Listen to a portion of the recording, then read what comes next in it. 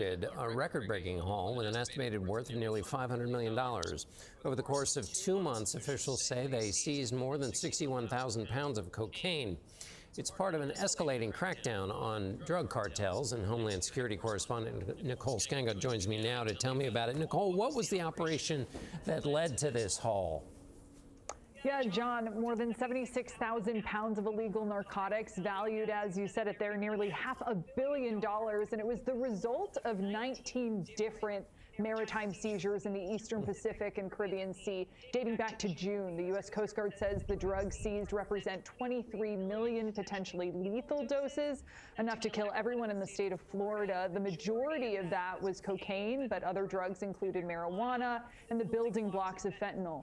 On top of that, the crew stopped 11 what's called go-fast vessels, speedboats, and detained 34 suspected drug traffickers. If these numbers seem shocking for a 2-month operation, they shouldn't be. An explosion in the global container shipping business has allowed narco traffickers to take to the high seas, fueling Europe and other countries' growing appetite for cocaine. The Coast Guard says 80% of all illegal drugs are now seized by authorities in this way. And so, Nicole, how does this fit into the administration's larger drug enforcement operations? Yeah, earlier this month, President Trump signed a secret directive authorizing the Pentagon to use military force against some Latin American drug cartels. And just last week, we saw the first few signs of that action, the U.S. deploying 3 destroyers off the waters of Venezuela. President Trump has long blamed the cartels for the fentanyl pipeline into U.S. communities, stirring violence.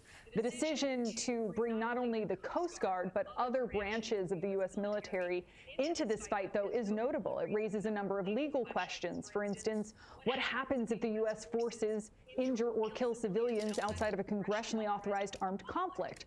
What is clear today is the U.S. government is waging this war on drugs on multiple fronts. In fact, just this afternoon, the Attorney General announced Ismael Zambada Garcia, the infamous founder of the Sinaloa cartel, pled guilty in New York to drug trafficking following his capture last year. On this Monday in August, John, those are 2 big wins in a battle we've spent decades losing.